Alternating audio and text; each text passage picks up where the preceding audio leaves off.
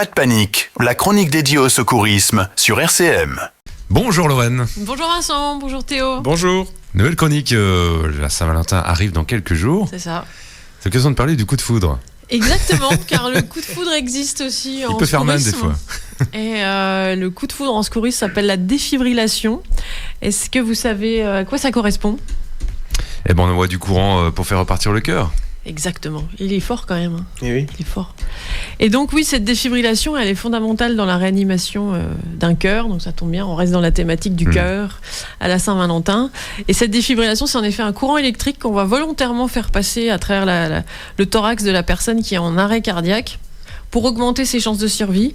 Et cette défibrillation, elle est extrêmement efficace quand elle est faite très tôt. Elle augmente, elle multiplie par 4 ou 5 les chances de survie. Donc c'est quand même vraiment essentiel de pouvoir savoir ce que c'est et comment la mettre en œuvre. Et pour ça, il faut déjà détecter quand une personne est en arrêt cardiaque. C'est la première chose, ça paraît simple. Mais évidemment, il va falloir reconnaître l'arrêt cardiaque. Si quelqu'un est pris pour quelqu'un qui dort, ça va faire mal. C'est fini. C'est fini puisque on savoir qu'on a 10 à 15 minutes. Pour sauver quelqu'un qui fait un arrêt cardiaque. Et alors, c'est là où les témoins sont fondamentaux, puisque pendant 10 à 15 minutes, c'est à peu près le temps d'arrivée des secours. Eh oui. Donc, c'est pas les secours, c'est pas les médecins qui sauvent des gens qui sont en arrêt cardiaque, c'est les témoins. Et ça, c'est génial. Enfin, je veux dire, c'est sur ces gens-là que repose en fait la survie d'une personne qui s'effondre. Alors, c'est l'occasion de revoir comment on fait pour détecter quelqu'un qui est en arrêt cardiaque. Théo, quelqu'un s'effondre devant toi. Oui. Comment fais-tu ? La règle des 3 R. Bien. Réponds, réagis et respire. Tout à fait. Voilà, c'est ça. Et à quel moment on considère que la personne est en arrêt cardiaque ? Lorsque on se rend compte qu'elle respire plus. Exactement. Le souffle, c'est la vie, il n'y en a plus, il n'y a plus de vie.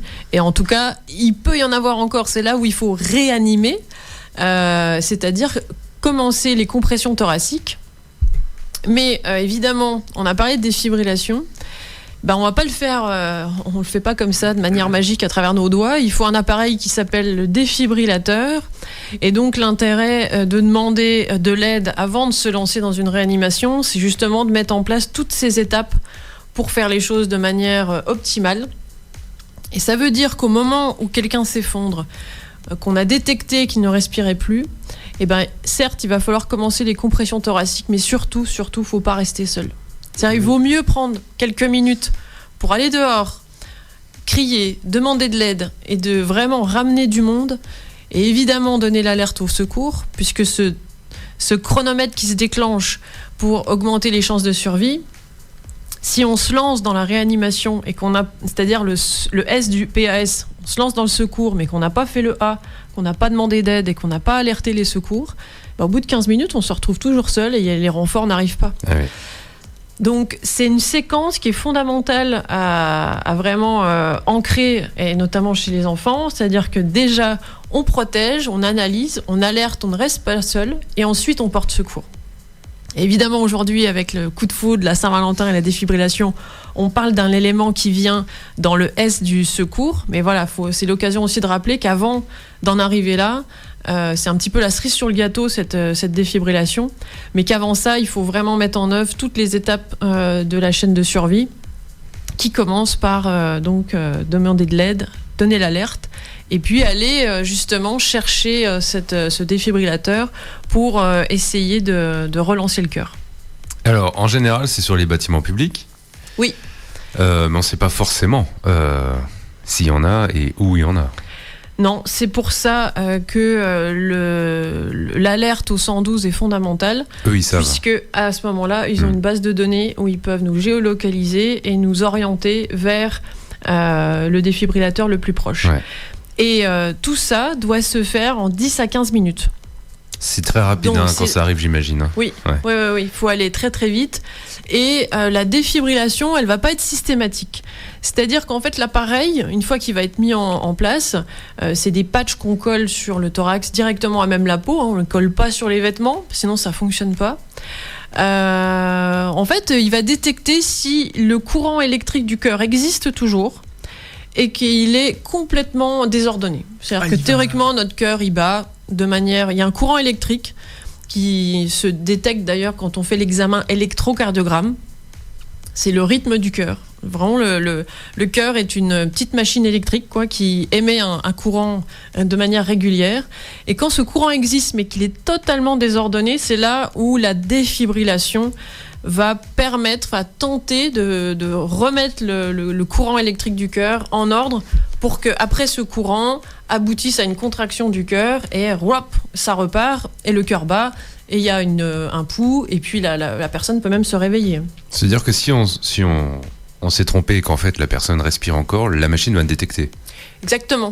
Elle détecte... Donc il n'y a pas d'erreur à craindre, voilà. Non.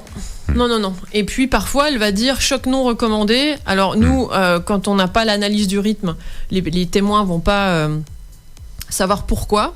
Soit c'est parce qu'il n'y a plus du tout d'activité électrique, ou soit c'est parce qu'il y en a une, mais elle est totalement normale. Et ça, la machine, elle sait faire la différence. Elle ne va proposer le choc que quand le rythme, on dit, est choquable.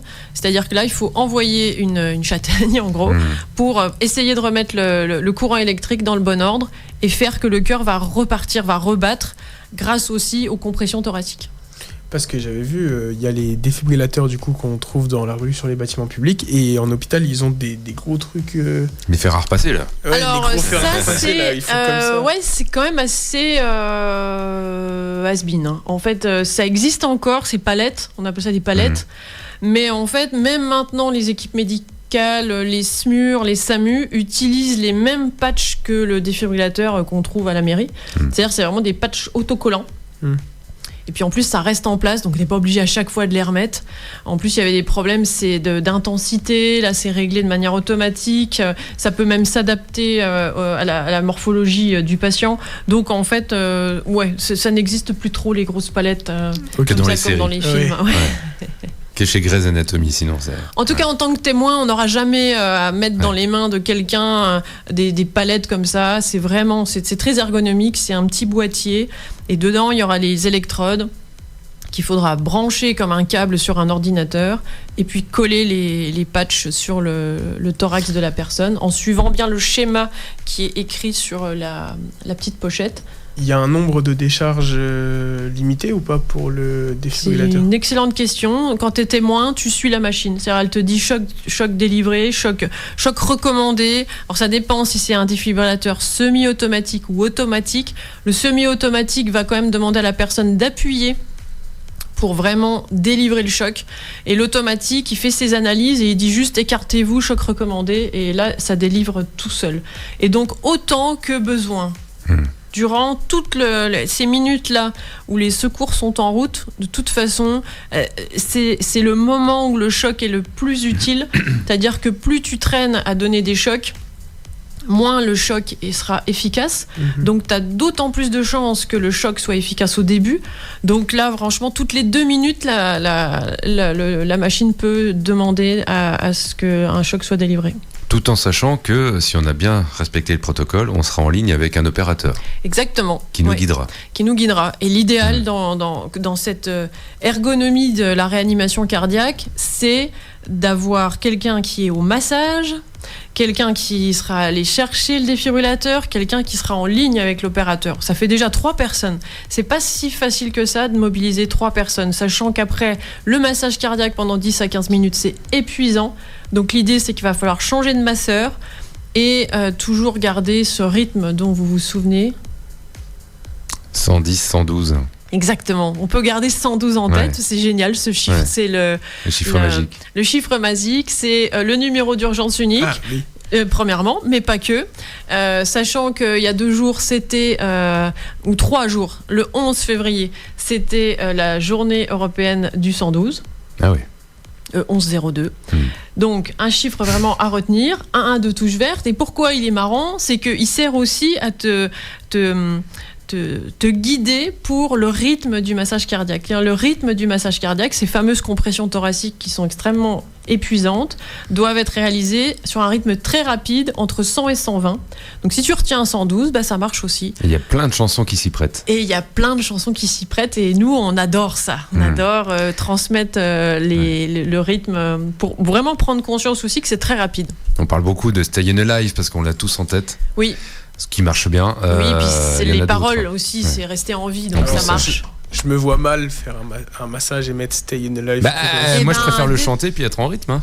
Enfin, au moins dans ta tête, quoi. En fait, en tout cas, pour l'apprendre, c'est bien de rendre l'apprentissage ludique, voire musical, et de rendre les choses plus légères que, évidemment, le jour J, où ça n'arrivera peut-être jamais dans ta vie, mais peut-être ça t'arrivera. Le jour où ça t'arrivera, si tu l'as appris de manière un peu rigolote, on va dire, a plus de chances d'aborder les choses de manière plus sereine que si l'apprentissage est toujours très rigide en disant surtout tu mets pas tes mains là, pas là, voilà. On dit Pour rappel. 2 mains tendues sur le thorax et t'appuies au rythme de Stayin' Alive et c'est bien.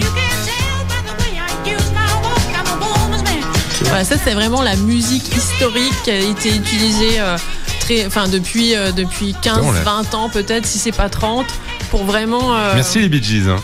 Ouais. Mais il y en a d'autres. Ouais, il y en a d'autres. D'ailleurs, il est déjà temps de conclure. Hein. Ah oui. Bah oui. Alors on va clôturer avec une autre chanson, parce qu'il y en a plein des 110, 112. Oui, oui. Voilà. Et une qu'on aime bien. Oui, c'est vrai. Les Spice Girls. Les Spice Girls, Wannabe. Ouais. If you wanna be my lover, Voilà. apprends à sauver mon cœur. Voilà. On reviendra sur le défibrillateur semaine prochaine, on va continuer à en parler. C'est une petite machine qui peut quand même sauver des vies facilement, donc on va en parler. Et puis, alors on dit gare au coup de foudre, entre parenthèses, gare aux bougies aussi, hein, quand on va faire une petite ambiance chaleureuse chez soi et tout. Ce serait dommage que ça finisse en pompier, quoi. Voilà, c'est ça. Mais il y a toutes les chroniques nécessaires, pas de panique sur RCM pour aborder tous les risques. On a déjà fait le risque incendie, donc si vous voulez les réécouter pour passer une Saint-Valentin en toute sécurité, n'hésitez pas. Parfait. Eh ben allez, les Spice Girls pour clôturer, à la semaine prochaine. À la semaine prochaine. À la semaine Bonne prochaine. journée. Retrouvez Pas de panique en vidéo sur la page Facebook RCM La Radio.